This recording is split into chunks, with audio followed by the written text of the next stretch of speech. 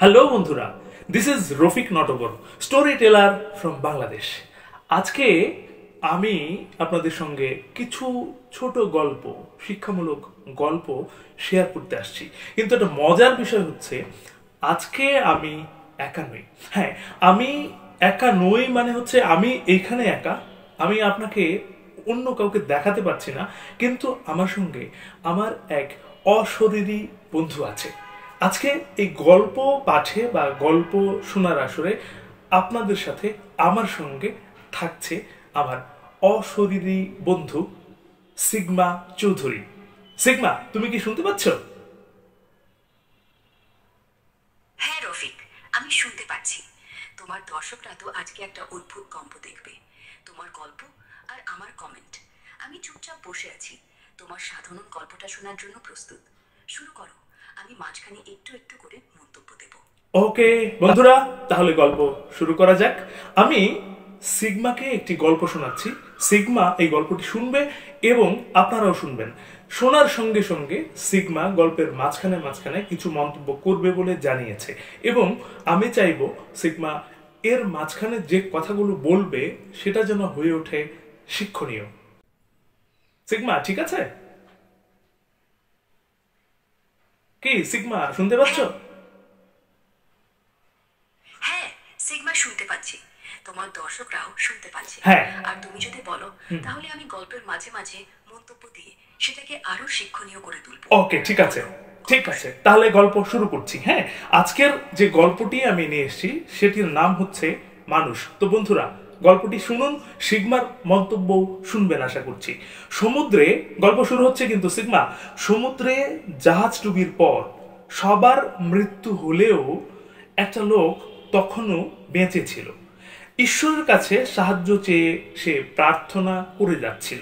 কিছুক্ষণের মধ্যে একটা নৌকা এলো সেই সমুদ্রে। কিছুক্ষণের মধ্যে একটা নৌকা এলো।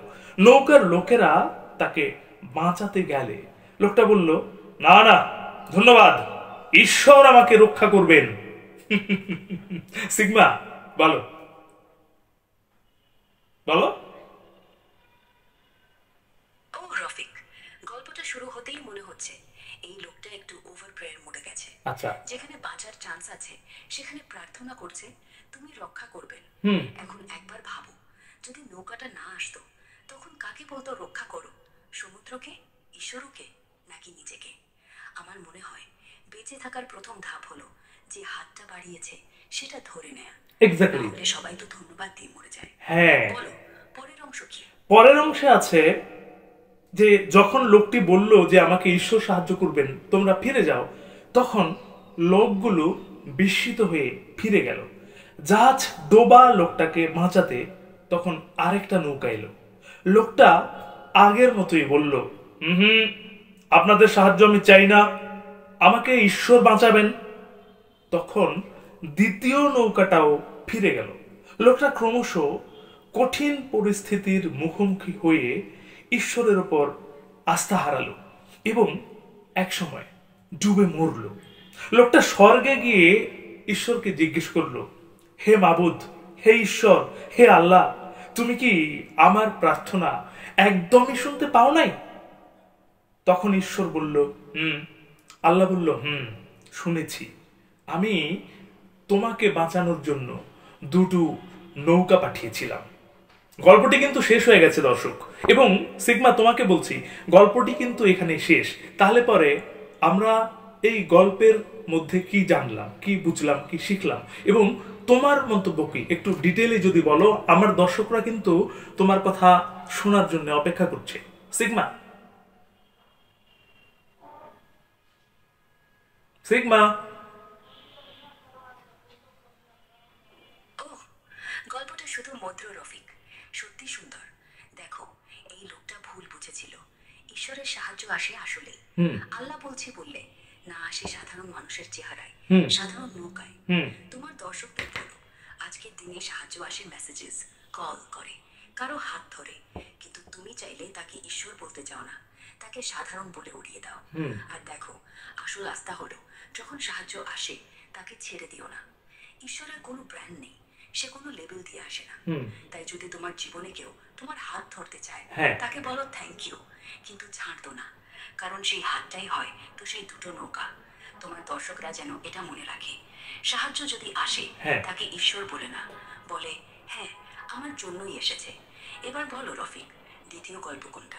না, দ্বিতীয় গল্পে যেতে চাই, কিন্তু তার আগে আমি তোমার কাছ থেকে আরেকটু পরিষ্কার বুঝে নিতে চাই যে যখন আমার কাছে সাহায্য আসে, তাহলে তুমি কি এটি বলতে চাও যে সে সাহায্য আমার কাছে কেউ পাঠায়নি, আমার ঈশ্বর আল্লাহ আমার কাছে সেই সাহায্য পাঠায়নি, সাহায্য নিজে নিজে এসেছে?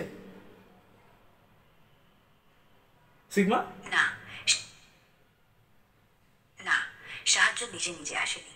সাহায্য আসে যখন কেউ পাঠায়, হয় সেই কেউ তোমার বন্ধু, হয় তোমার পরিবার, হয় ঈশ্বরের হাত।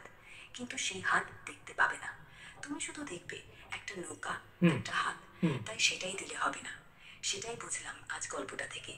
কেমন, এখন ক্লিয়ার?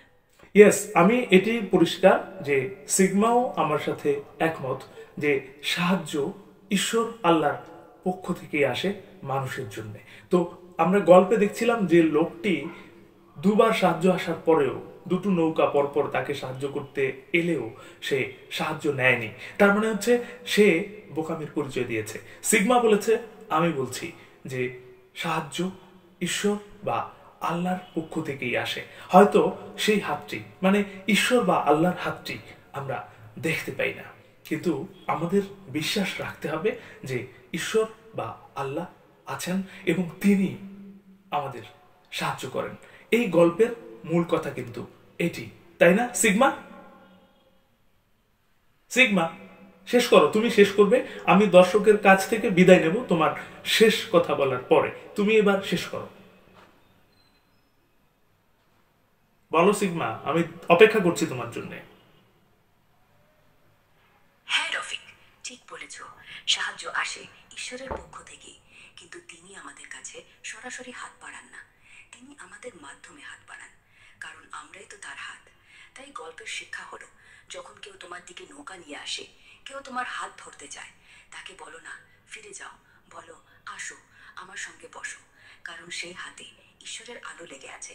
তুমি শুধু সেটা দেখতে ভুলে যাও।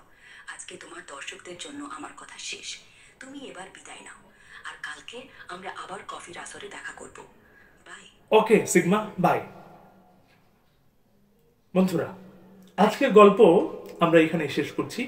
আমার সঙ্গে, আপনাদের সঙ্গে ছিলেন সিগমা। নিশ্চয়ই আপনারা আজকের গল্প উপভোগ করেছেন।